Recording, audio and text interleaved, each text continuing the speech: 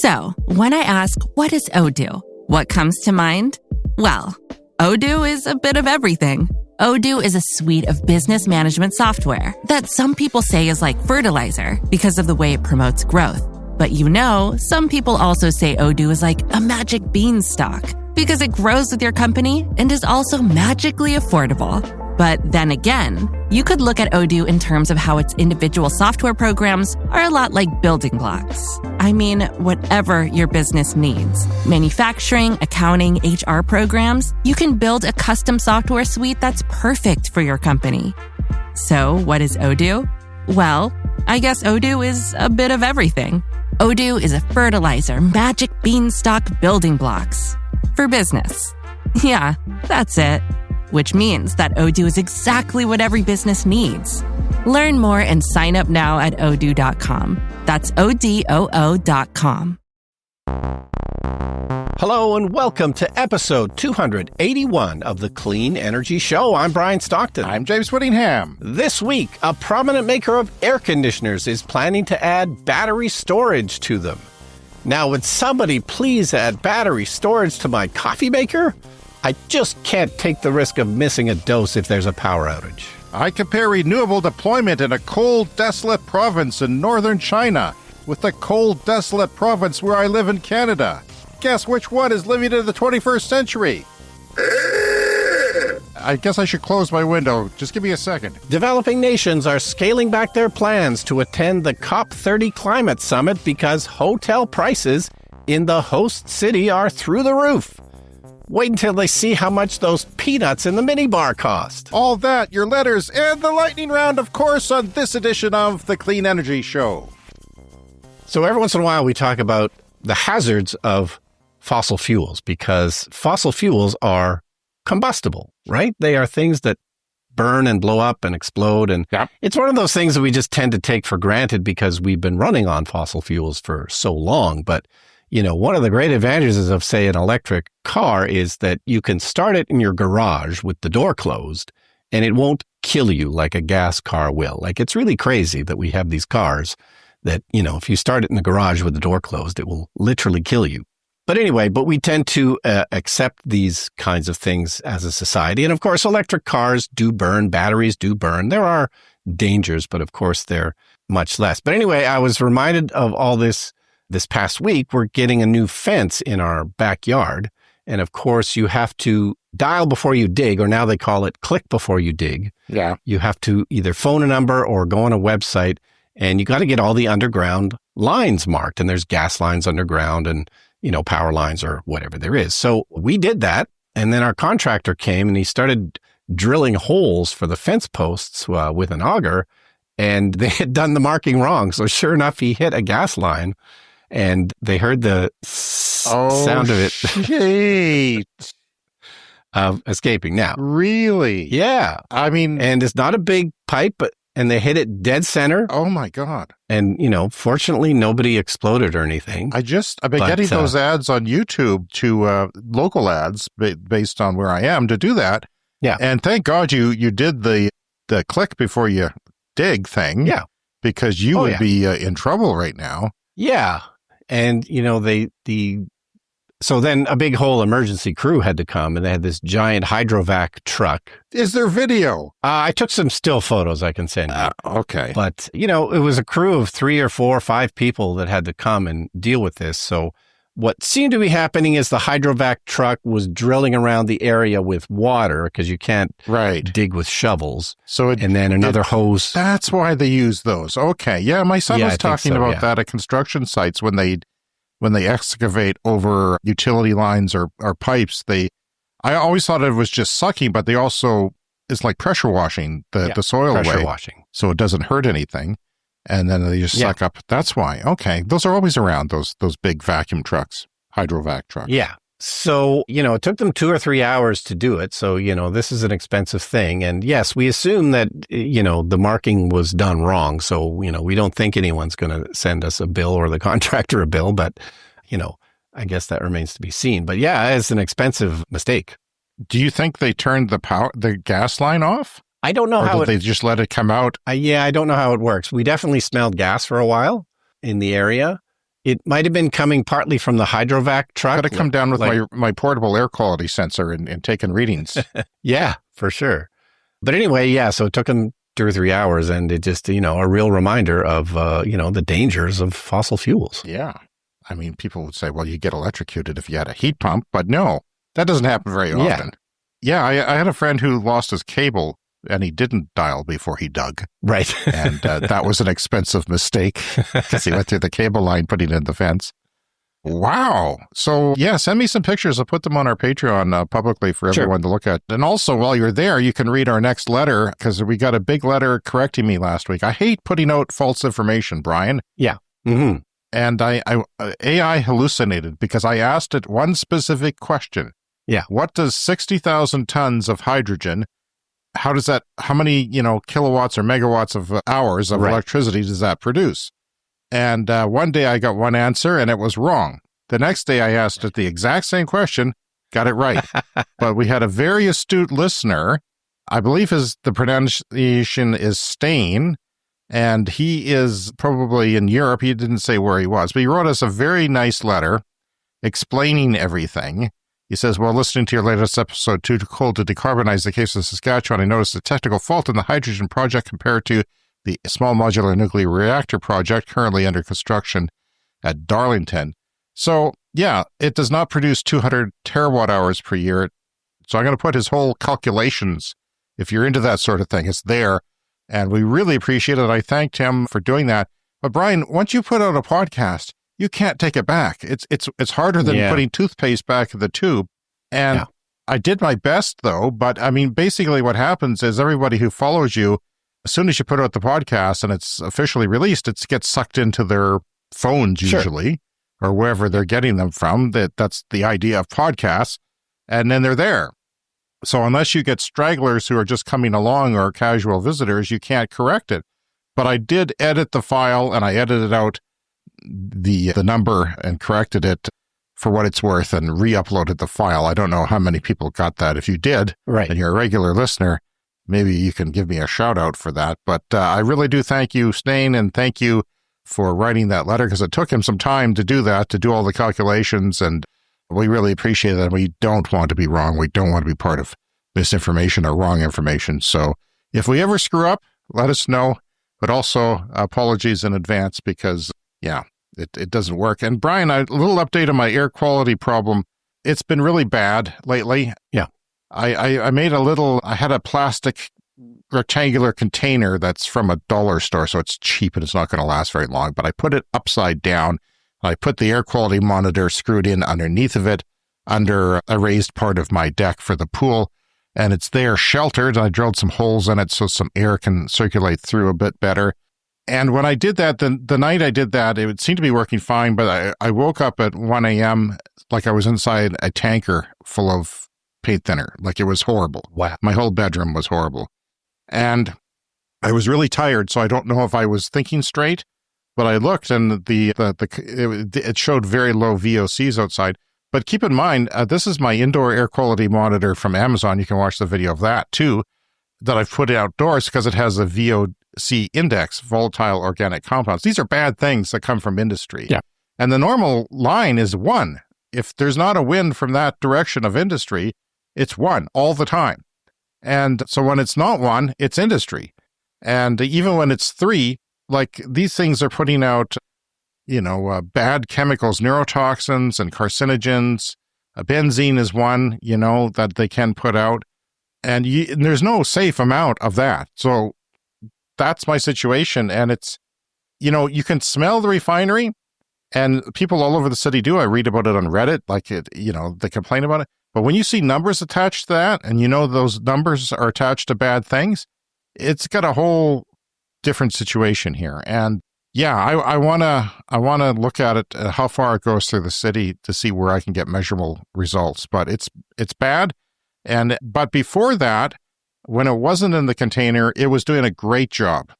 I had set it up to turn off my window fans, and it's still warm here. It's not normally a time of year where I would really have a fan on at night. Yeah. But summer has extended. It hasn't extended for my pool, because the sun is shorter days and, it's lower in the sky. It's just not working with my solar panels. the pool solar panels, which is a thermal type of thing that heats up the water. But it's like today we've got 32 degrees with a humidex of 34 in the forecast. Like, it's been this hot occasionally this time of year, but it's usually so dry.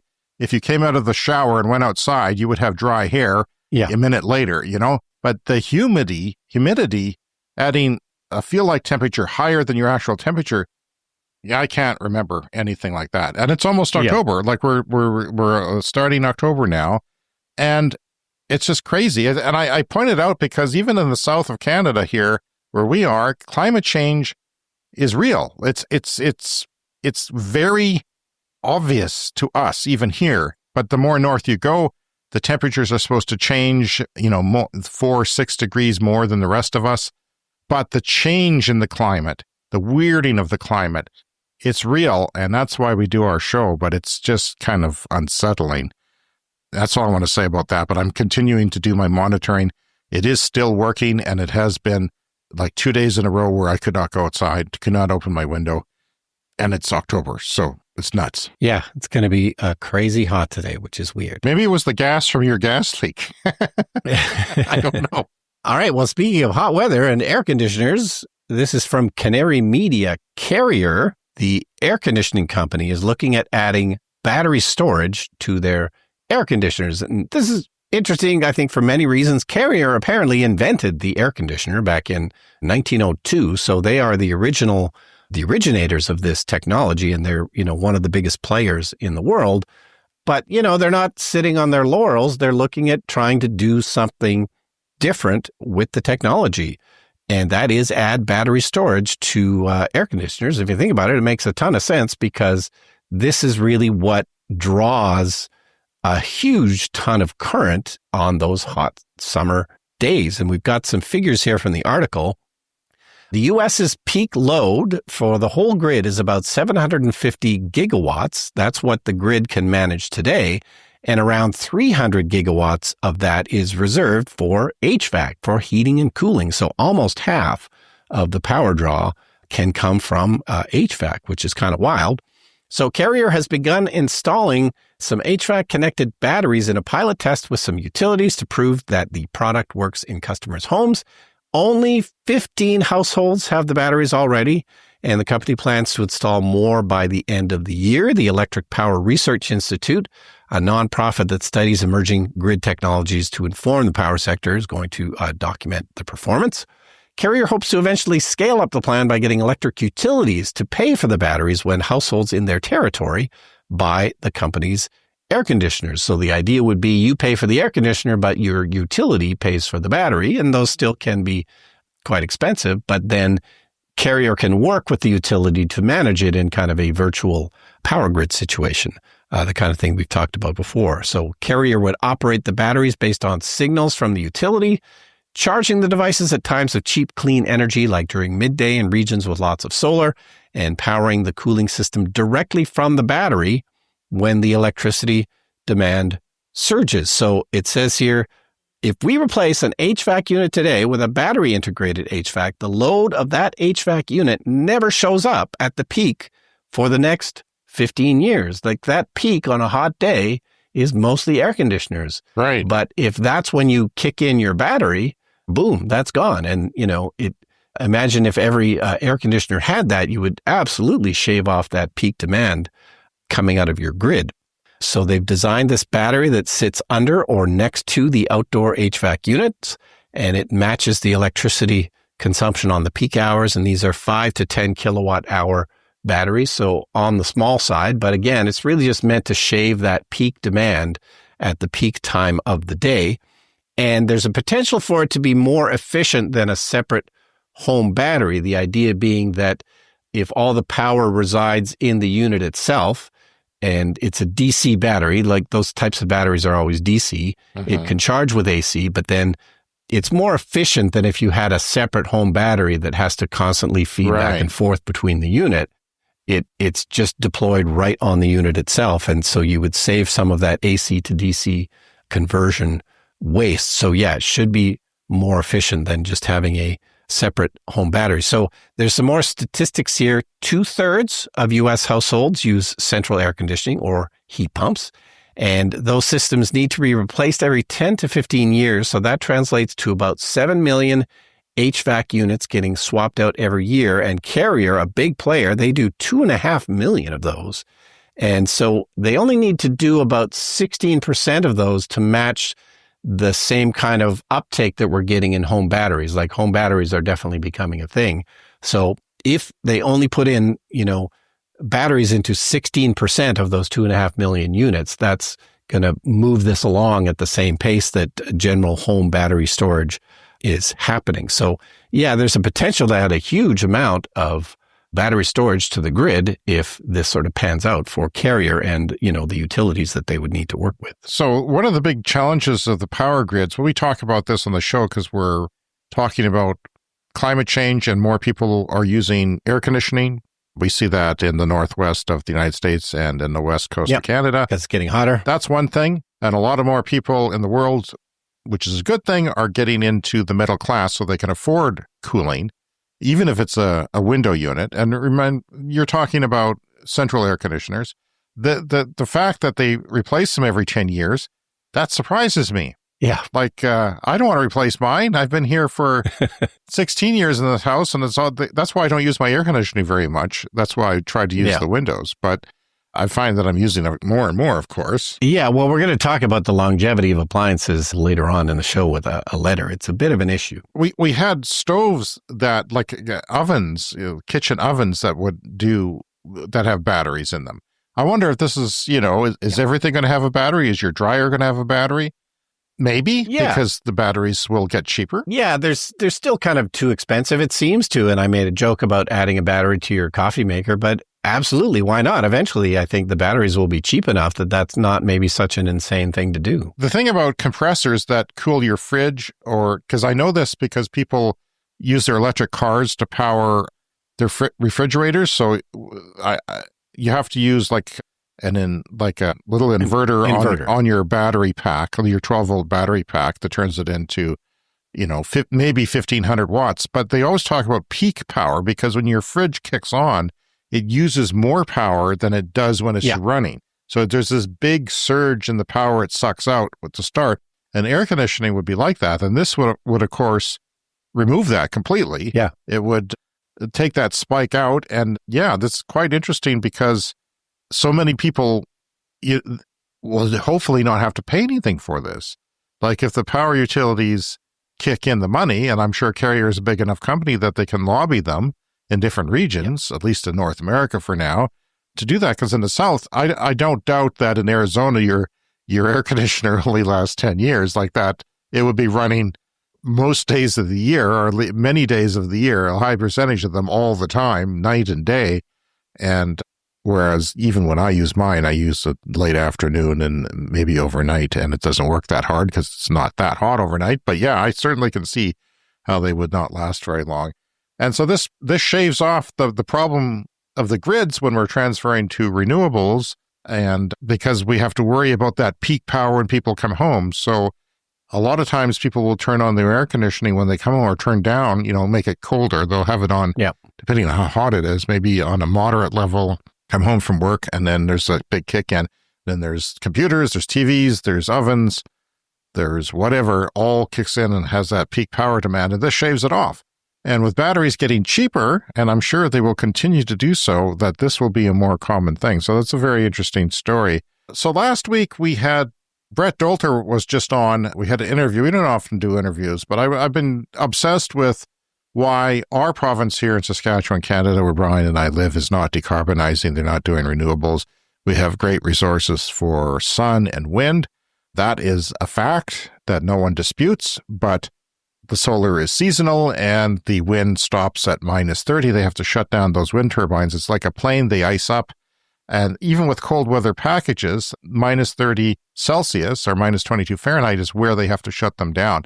And we have periods of that weather here. So we have to, if we're decarbonizing, we have to have a backup for that weather. And with the United States political situation, I might have said, have an interconnection tie with, say, South Dakota, which is Yeah. It's a ways, but it's not as far as, say, solar in Arizona. But South Dakota has a lot of wind, and they export a lot of wind to other states. So we could set something up with them, and it doesn't get to minus 30 too often there. It's pretty rare when the cold front, at least for all of South Dakota.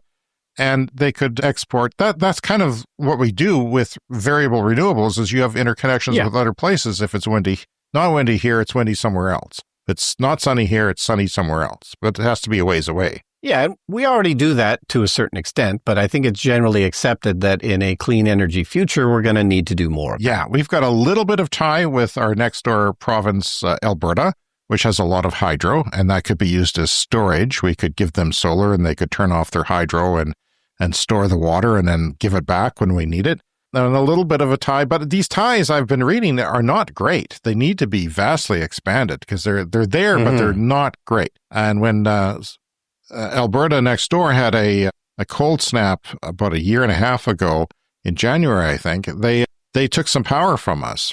And our premier, who was talking to a listener from our show, but our premier went public that time and said, well, the wind certainly didn't. It was the coal and the natural gas that helped.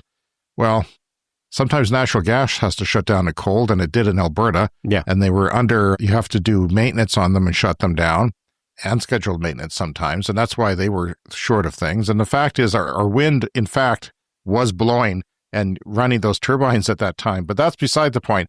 So Brett Dalter was an economist with the University of Regina. That's our local university. That's where you taught for many years as a professor of film. Mm-hmm. And he shed some light on this. So have a listen to that if you're interested. Basically, if I can summarize it, I would say it's because we have one entity running our power grid. There's no competition. And when you have one entity, it's more conservative. They don't want to change anything. It's also government run. It's supposed to be arm's length, but let's face it, the government has influence and they don't like renewables. They like their natural gas. So they're extending our coal plants here.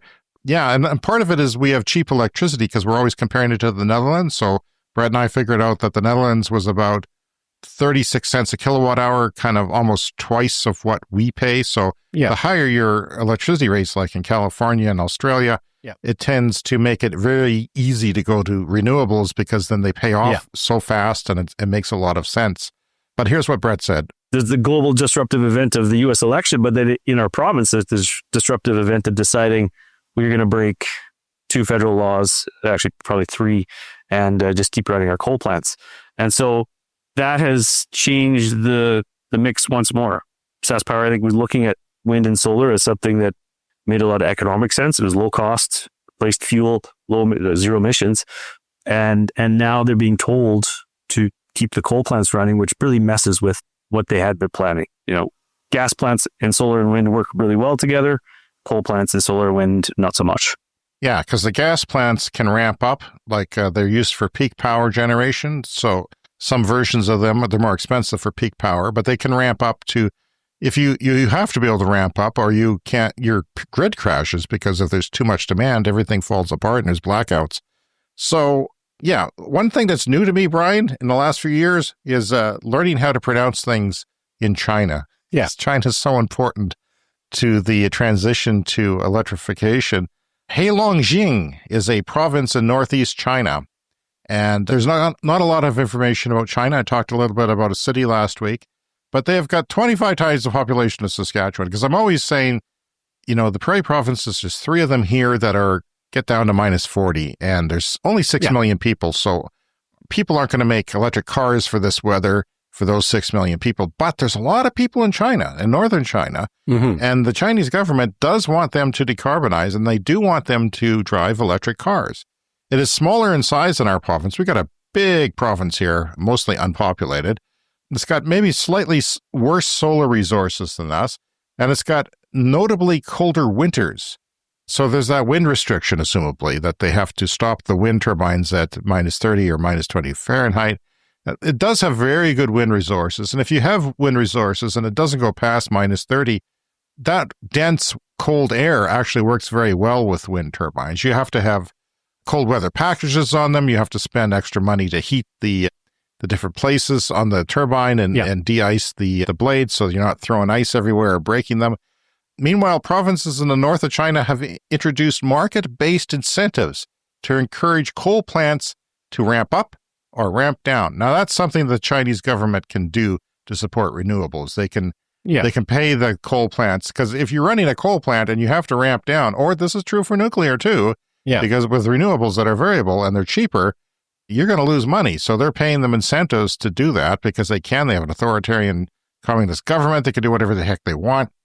But listen to this. From 2020 to 2024, Heilongjiang province increased their power grid share of renewables by 21%.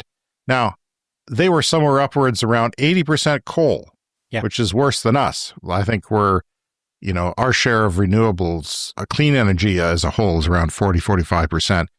Coal is less than 50%, but they were almost all coal, and they did something.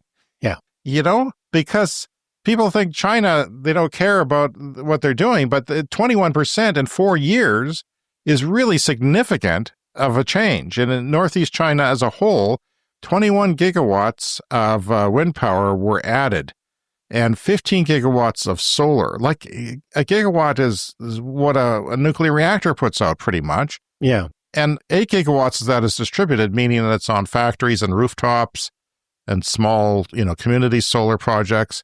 And they have done 2.2 gigawatts of nuclear. And 2.2 gigawatts of nuclear is pretty much 2.2 gigawatts all the time, as opposed to the solar, which is just 25% of the time, or depending on where you are in the world and your weather, your climate, and your latitude.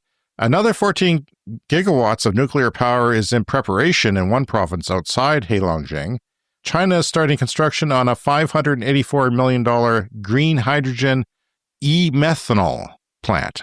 That is methanol for electricity in Heilongjiang, and expected to produce 119,000 tons of e-methanol annually by combining wind-powered electrolysis with CO2 from biomass fermentation. So things like garbage dumps will ferment and put off CO2, and they're capturing the CO2 from that and using it.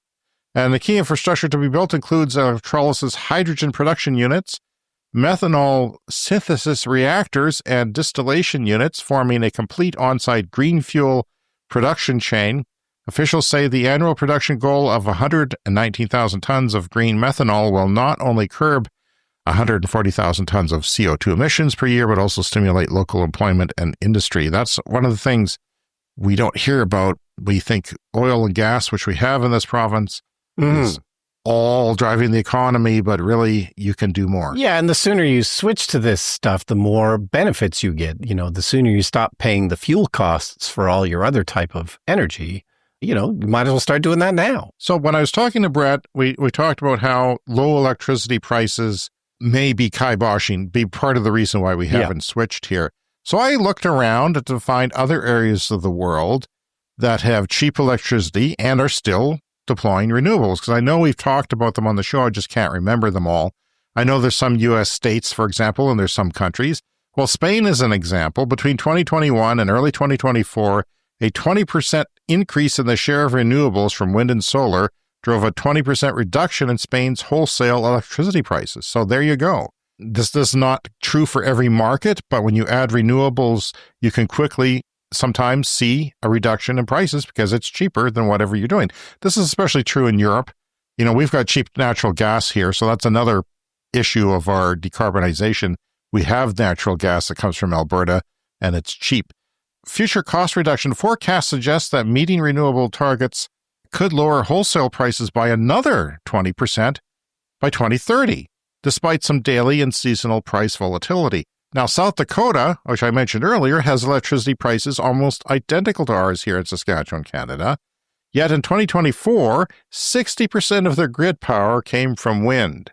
60%. And similar weather as well, although, yes, they're a little further south, so they maybe don't hit that minus 30 as often as we do. I'm learning that we have better wind resources than I even knew here. Like, it's really good. If we could only get them to work in those minus 30 conditions, which I'm sure we can at some point, I think. While it's more rare to reach the minus 30 cutoff in South Dakota, it can happen, but it's rare. Finland is another example, An estimate from a 2022 study projected that areas within Finnish Lapland, that's the northern part of, that's where Santa Claus comes from if you're European. Yeah.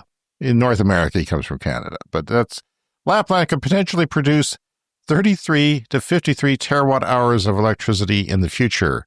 And of course, we only need 24 terawatt hours in Saskatchewan every year of electricity as a whole. An article from 2022 stated that 8.6% of Finland's total wind power is located in Simo, a municipality in Finnish Lapland, where it gets below minus 30. So that's all I'm going to say about that. I'm just saying we could do better. Yeah. Where there's a will, there's a way.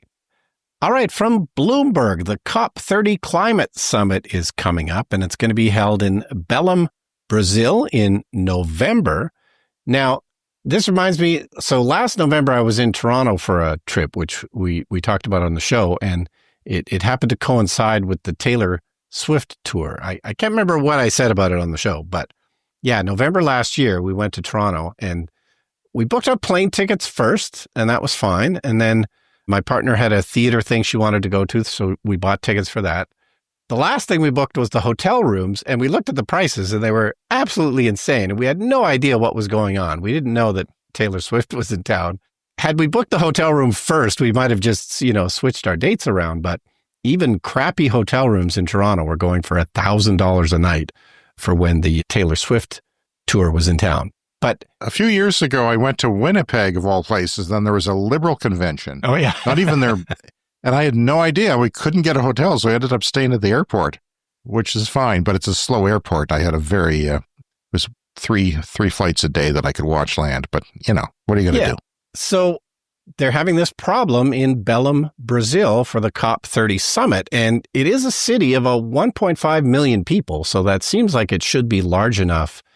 But, for whatever reason, they don't have enough hotel rooms. They're apparently trying to finish a convention center as well in time for November. So, things are looking a little bit dicey in terms of the logistics. But yes, this article from Bloomberg says that the countries most vulnerable to climate change face a dearth of rooms and steep rates to attend the COP30 meeting in the Amazon. And this city is in, the Amazon rainforest itself. So that seemed like a great idea anyway, to get people in the heart of the Amazon rainforest. So diplomats and some 50,000 other participants are going to this city in the Amazon rainforest, but the logistics are really turning out to be a problem. With fewer than 100 days to go, Brazil is under fire from countries concerned about a shortage of hotel rooms and soaring accommodation costs in Belém.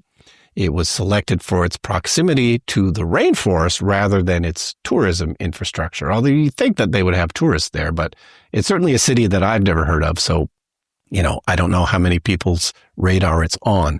Representatives of developing and at-risk countries say they're considering scaling back their presence at this year's event.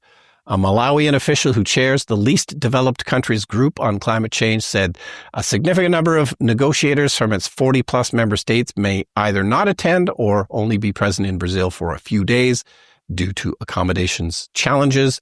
But it isn't just developing countries. The Dutch Minister of Climate Policy and Green Growth, Sophie Hermans, said the Netherlands will be at COP30, but with a smaller showing than last year. And when these COP meetings started more than 3 decades ago, scientists and diplomats could fit in a single hotel. But the summits now draw tens of thousands of people for at least 2 weeks, attracting global leaders and an eclectic mix of Hollywood actors, activists, fossil fuel lobbyists, podcasters. Probably? Yeah. Yeah. And the oil industry, Brian. The oil industry is notable for going, including our fossil-happy politicians in Canada. Some of them, including our local ones, went a couple of years ago. Yeah. And I always think, yes, stay the hell away. You have no, it's like a stripper going to the Vatican. You have no moral. So anyway, they're even apparently roping in cruise ships for this. So they're going to have some cruise ships parked nearby that people can stay in. But yeah, so it does say that at-risk countries will be able to participate in the talks, said the COP30 president. Brazil has reserved 15 rooms each for all 73 nations classified by the UN as least developed countries and small island developing states, and those rates are below $200. So they have set aside some affordable rooms, but it sounds like it's not enough. So I guess we're not going. No, I guess once again, we're not going, but probably have to sleep in a tent. These things are huge, and I think they want to be democratic. They want to have everyone get there, and they also like the tourism and the attention, whoever hosts the COP summit. But yeah, I don't know. It's time to dip in the mailbag, shall we? This first one is from Bob. We have multiple Bobs listening to the show. We know that. It's a fact. Yeah. More than one is written in. So this is Bob 1. I am sure you have seen this, but in case you haven't, the club is an interesting concept. So this is Grizzl-E EV charger maker are doing sort of a subscription service for EV chargers at your home, which is interesting. He says, I'm planning on nixing my current charger and getting one of these. What an interesting person and company. And he says, I'm glad to hear there's another Bob on board. Signed, Bob number 1. Yeah. So Bob's talking about the Grizzl-E Club is a charger as service subscription program from United Chargers Inc., available in Canada, that provides eligible Canadian EV drivers with a free level 2. This is 240 volts, and usually spend a few $100s on these chargers and get an electrician to install them if you have enough room on your breaker box and whatnot. And it has a lifetime warranty, which is nice, and an annual cashback rewards for charging electricity usage. So the more you use it, you get a cashback. I don't know how that works, or why it works. But the program aims to lower upfront costs, provide ongoing support, and incentivize EV adoption by paying 3 cents per kilowatt hour of energy charged. After the free first year, the program has a $120 Canadian annual fee, which can be offset by the cashback you earn on charging. So, interesting thought. Yeah, there's State of Charge YouTube channel did cover that. So that's a very popular YouTube channel. You can go watch that. And Grizzl-E, club.grizzle.com. Grizzl is spelled GRIZZL-E.com. If you're interested and you live in Canada, or if you're just curious, you can watch the State of Charge YouTube video. Okay, on to the next letter. It says, I'm a bit behind with this message, but that's the way I roll, LOL. Anyways, I keep thinking about James and his air purifier. I wonder if he's ever thought of getting a bunch of, couple hundred, LOL, snake plants. They're like little solar air purifiers. They don't even need that much solar to operate, and they're very low maintenance, even lower than an EV, LOL again. I also have a couple of recommendations for Brian and his European TV shows. He probably already has seen them, but in case he hasn't, he should check these out. My number 1 pick has to be this Dutch drama, Voorbeeldelsen, aka The Killing. There's a US version called The Killing, which is pretty decent, but not as good as the Dutch version. Right. This one might be obvious. The Girl with the Dragon Tattoo series, which is a top shelf set of movies, which, yes, of course, I have seen. Me and my wife recently watched Department Q on Netflix, and it was almost as good as my other recommendations. Yeah, I watched that one. It was great. It was really good. Department Q. I can recommend that. Yeah. Is it in English or not? On Netflix. It is like is it Irish? Maybe Irish or Scottish or British. Okay. I can't quite remember, but really great. We also watched another Scandinavian crime drama called The Bridge. Apparently there's a US version as well, but I haven't seen it. And I'm sure I have a couple, but these are the ones I remember, and that's from Green Bastard on our Patreon. Yes, and now I want to talk about Finland and Lapland, because, which you were talking about earlier, there's a show that I watched recently called Arctic Circle, which is set in and shot in Lapland in Finland. And honestly, it's not a particularly great show. I wouldn't necessarily recommend it, but it's just so great to see a show. They shoot it in the winter in Lapland, and you know, we've shot films in the winter. It's really difficult to do films in cold weather. I've been watching Fargo, which started in 2014. We're finally getting into that. Yeah. And it's supposed to look bad, but it does look bad. And it's shot in Calgary. Yeah. And I'm thinking, like, how do they even have that much winter in Calgary? Because they would have to shoot for months and months for each season, because they're an hour long, be like 5 feature films, each season. So, but they found, I think they're doing a lot of, I wonder if I would know anyone who works on it. They do a lot of snow work, I think, but it's pretty good snow work. And of course, visual effects help as well. You could fake, I just watched some making of documentaries about The Shining, And they went to extreme. That was shot in England on a soundstage and outdoors in England, but it's supposed to be, set in the mountains in snow. And first of all, they used salt. They just used hundreds of tons of salt on the ground for the snow. And then there's some scenes outdoors, and they were shot outdoors.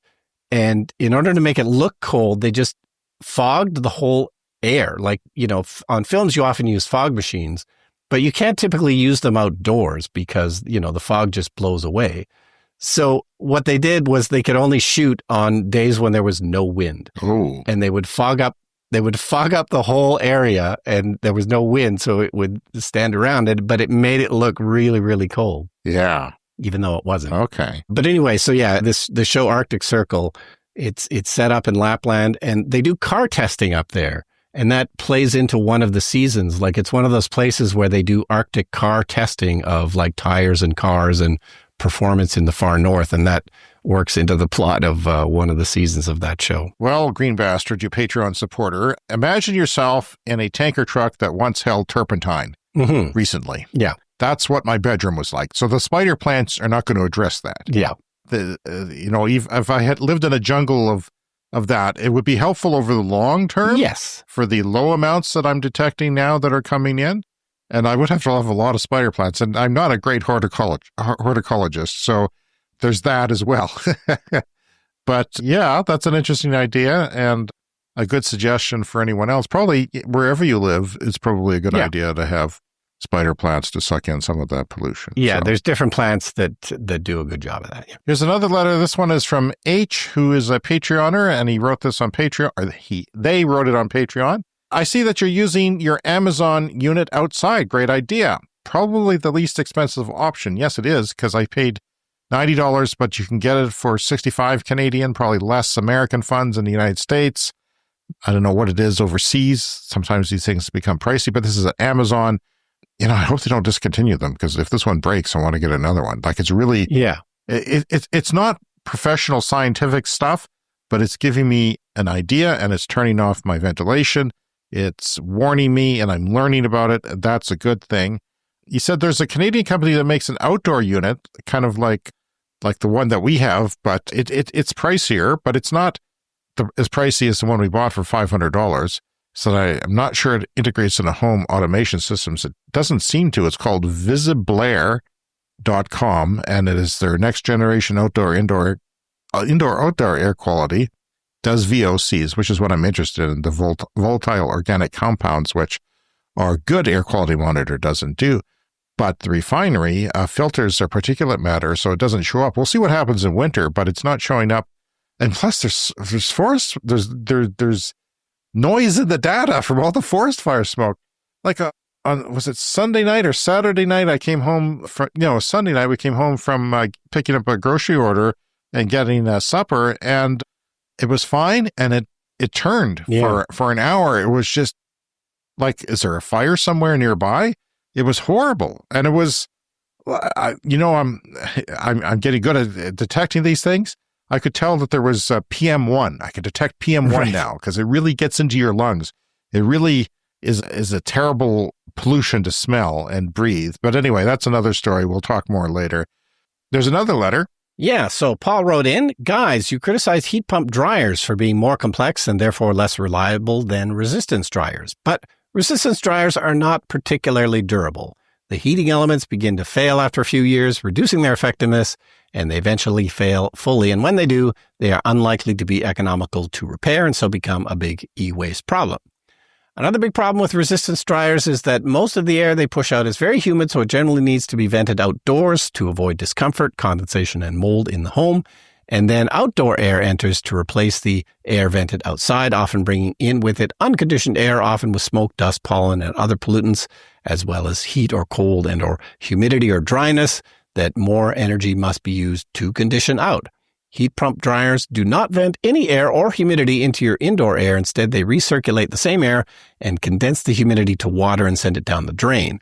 Your clothes are not exposed to all of those outdoor air pollutants. The best known problem with resistance dryers is their high energy use. Heat pump dryers use less than half the energy compared to resistance dryers, and when the energy saving from not needing to condition replacement air is included, the net energy saving is much greater still. Another problem with resistance dryers is that they must use very hot air to dry heavy loads in a reasonable time, with the result that the clothes can smell a bit singed.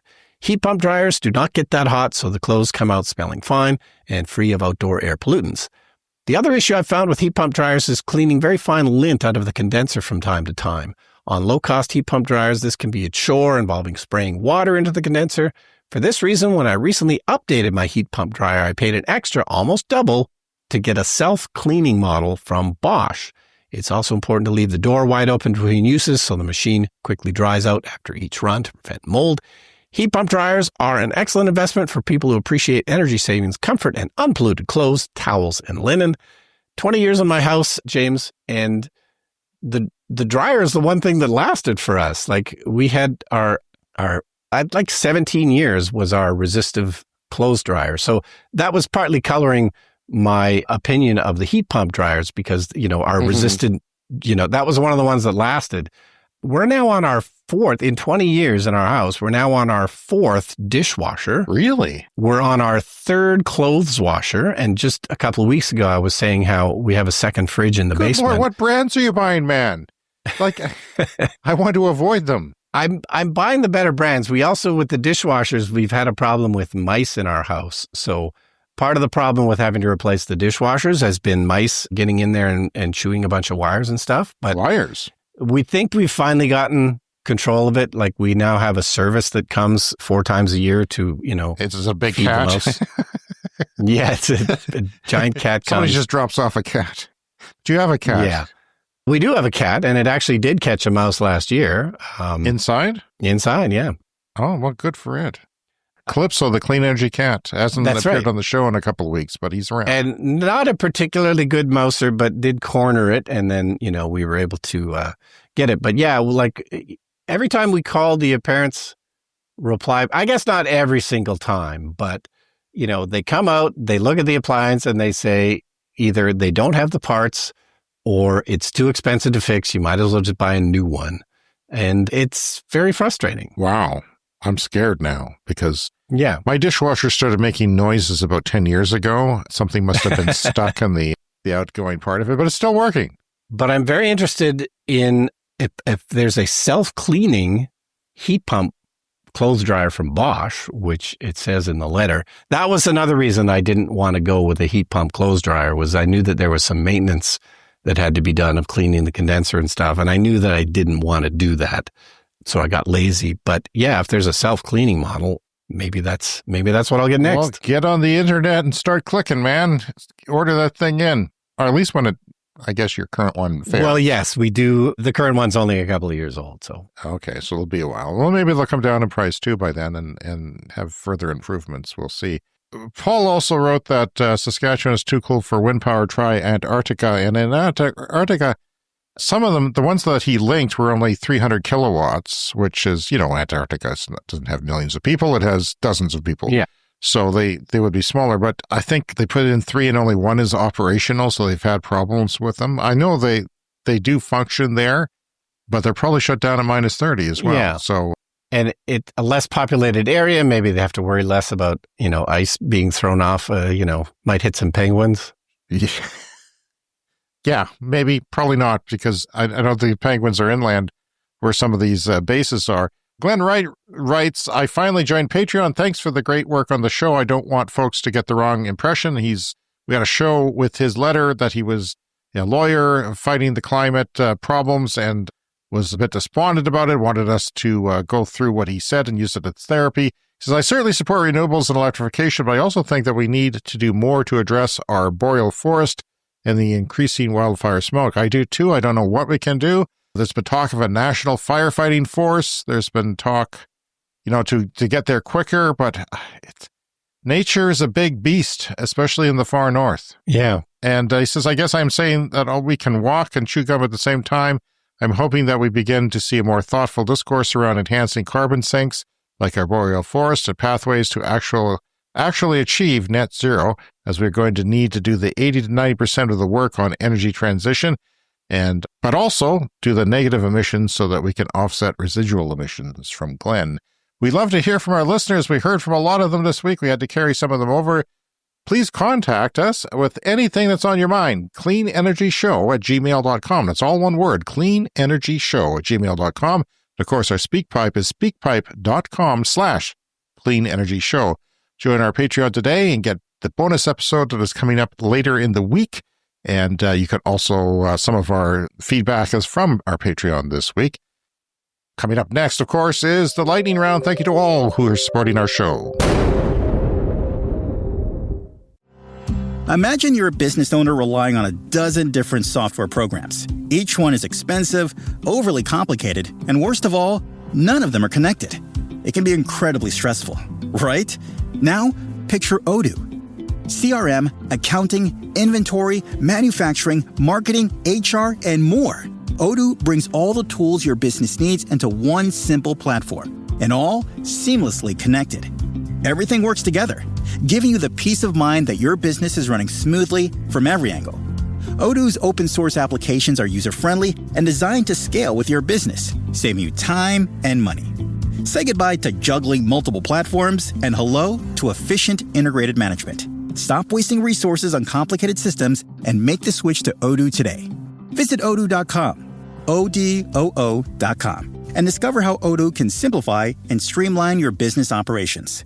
Odoo, modern management made simple. Time for the lightning round. The lightning round is a fast-paced look at the latest headlines in climate, clean energy, and transportation. The National Nuclear Regulatory Commission, the NRC in the United States, just approved 20 more years of nuclear from Wisconsin's 2 reactors. So they've said, okay, you can run these for 20 more years. That's a good news story. Giant 1.5 gigawatt wind farm planned for France. That's a lot of wind. Its biggest clean energy project ever, says Clean Technica. The Energy Department in the United States, the clown-run United States adds climate change, quote-unquote, that phrase, and emissions to banned words list. They've banned those words. Yeah. If we ban the words, it doesn't happen. Yeah. And cover your ears and start singing, climate change is not real. I'm not joking, Brian. This is real. And it joins the list of other banned words that includes Epstein and vaccine. Okay, the last part was a joke, but the rest of it was real, and it's from Political. The IPCC reports renewables are now 10 times more efficient than nuclear at climate mitigation. 92.5% of new power generation capacity added worldwide in 2024 was from renewables, with new nuclear still being fairly low in the grand scheme of things. This is a Clean Energy Show fast fact. China's market share of manufacturing capacity in 2024, 88% of solar panels came from China, cells, wafers, all that stuff, polysilicon, all solar-related things. 88% from China, 88% of lithium-ion batteries came from China, and 75% of battery metals, lithium, cobalt, and nickel, came from China. 72% of wind nacelles, and 60% of wind turbines. It's time for a knowledge break. Knowledge break. A wind turbine nacelle is the protective housing atop the tower that contains the complex machinery converting wind energy into electricity, where everything spins. Yeah. You know, the big fan blades spin and it goes inside somewhere, that little housing, that's the nacelle.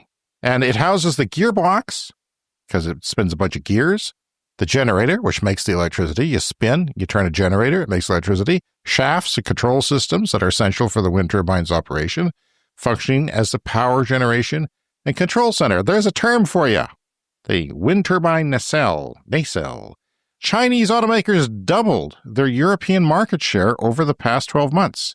Doubled. That's what we call the S-curve working there. It's taken off. It's 5.5% despite the tariffs, which are lower than they are in North America, but there's still tariffs, more reasonable tariffs. The International Energy Agency says rising incomes and temperatures are set to boost the adoption of air conditioning units, which we talked about, across the Middle East and North Africa in coming years. So yeah, hot, more people having money to get into the middle class. They're going to buy air conditioning. They're going to need energy. This is expected to be a key driver in the growth in the region's electricity demand through 2035. Morocco is going to send solar power to Germany via a 4,800-kilometer undersea cable. That's something that's going on, but, sometimes these things get delayed and canceled, and we talked about them a lot, but it's a cool thing because it's relatively easy to lay a high-power cable, DC cable, under the water instead of building towers and going through land. You can cover a lot of distance that way, including from Singapore to Australia. The European Union unveils $638 million package to scale up renewables in Africa. A story from Bloomberg. The funds will support electrification, modernize power grids, and improve access to renewables. Europe's largest sodium-ion battery installation is now live. Switzerland's Fenergy has launched a megawatt-hour scale sodium-ion energy storage system at a commercial site near Bremen Airport in northern Germany. And finally this week, Brian, every single second, 100 solar panels are installed in China. Wow. Every second. Wow. In the time that it's taking me to read this current sentence, 350 were installed. I timed that sentence. I did the math. 350 were installed during that sentence. Since the moment you started listening to this podcast episode an hour ago, 350,000 solar panels have been installed in China. That's up to 240 million watts with 700-watt panels, if you were doing that, since you started listening to this podcast. This episode of this podcast, it's insane. And that will happen next hour, and the hour after that, and the hour after that, and so on. And that's our show for this week. Yes, please join us next week. Contact us, cleanenergyshow@gmail.com. We are Clean Energy Pod on social media. And of course, our Patreon, patreon.com/cleanenergypod. And of course, the merch store. And as always, remember to hit the subscribe or follow button in your podcast app, and that will get you a new episode from us every week. And since this is the first show of the month, we're going to mention our Patreon Clean Club members who get the perk when they support us financially at that level or higher to get their names read once a month on the podcast. I'm going to go reverse this month, Brian, just to be different. Richard W., Robu, Weldon Penner, Peter O'Donnell, Landon Yu, Timo Kellenberger, Sean Hines, H., Roshan Gervais, Sean Ennis, Josh Engen, Andy Fessler, Bob Eaton, Bob number 2, otherwise known as Jonathan Dick, Denny and Linda, Noah Cook, and in our Clean Club Plus, we have Wes S., John Hayes, Bob Armstrong, and in Clean Club Executive members, Green Bastard and Brent Routley, or Brent Routley and Green Bastard, if I read them reverse like I promised I would. Thank you to all for supporting our show. We'll see you again in our Patreon episode later this week. See you next week.